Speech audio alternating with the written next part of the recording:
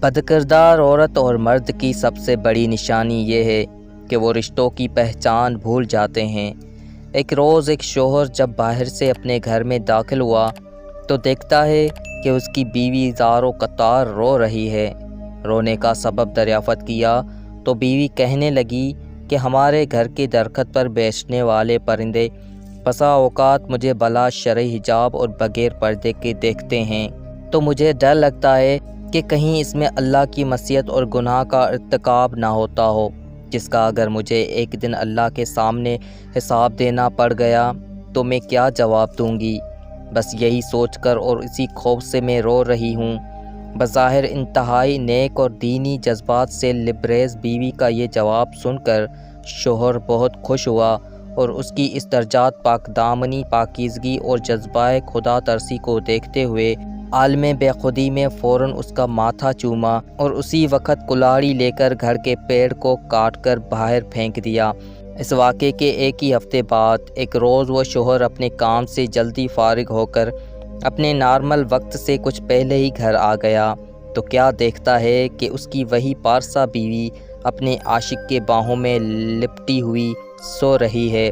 یہ ناقابل یقین دل خراش منظر دیکھ کر اس نے مزید کچھ نہیں کیا، گھر سے اپنی بعض ضروریات کا سامان لیا اور اپنا گھر اور بستی چھوڑ کر نکل پڑا اور چلتے چلتے ایک دوسرے شہر تک پہنچ گیا جو بادشاہ وقت کا اپنا شہر تھا۔ وہاں دیکھا کہ امیر شہر کے محل کے ارد گرد کافی لوگ جمع ہیں۔ یہ منظر دیکھ کر جب اس نے اس بھیڑ کا سبب پوچھا تو لوگوں نے بتایا کہ بادشاہ سلامت کی تجوری چوری ہو گئی ہے۔ اسی دوران اسی بھیڑ سے ایک ایسے شخص کا گزر ہوا جو پورے پیر کے بجائے صرف اپنی انگلیوں کے اطراف کے بل بہت سنبھل اور بچا کر انتہائی احتیاط سے چل رہا تھا۔ اس آدمی نے جب اس شخص کے بارے میں پوچھا کہ یہ صاحب کون ہیں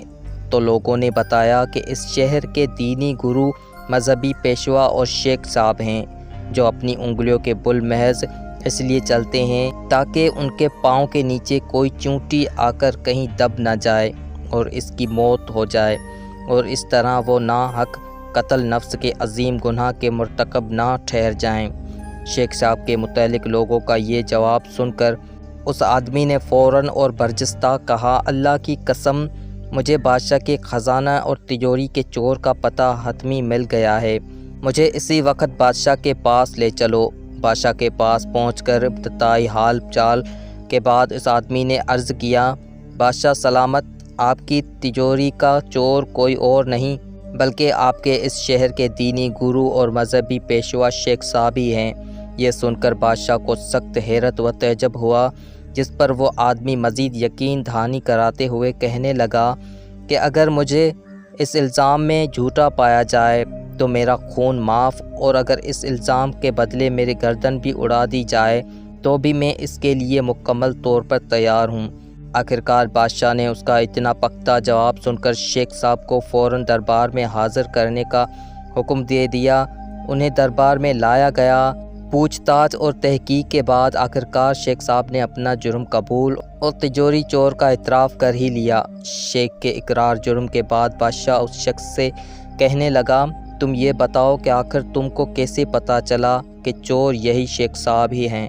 جبکہ وہ اپنی ظاہری شکل و صورت اور وضاحِ قطع سے انتہائی نیک، صالح اور پارسا دکھتے ہیں؟ بادشاہ کے اس سوال کا جو قیمتی جواب اس آدمی نے اپنے سابقہ تجربات کی روشنی میں دیا، وہ جواب یہ تھا، جب بھی اظہار پارسائی میں مبالغہ آرائی ہو رہی ہو اور جہاں بھی نیکی اور فضائل کے بیان میں حد سے زیادہ دکھاوا نظر آئے تو آپ فوراً سمجھ لیں کہ وہاں ضرور کسی بڑے جرم اور گناہ کو چھپانے کی کوشش ہو رہی ہے۔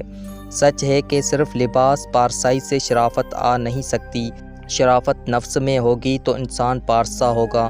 کردار کو کپڑوں میں چھپا رکھا ہے تو نے، کپڑوں کی طرح تو تیرا کردار نہیں ہے۔ اللہ رب العزت ہم سب کو ظاہر کے ساتھ ساتھ اپنے باطن کو بھی سنوارنے کی نیک توفیق نیز ہمیشہ سچی پارسائی اور حقیقی تقوی نصیب فرمائے،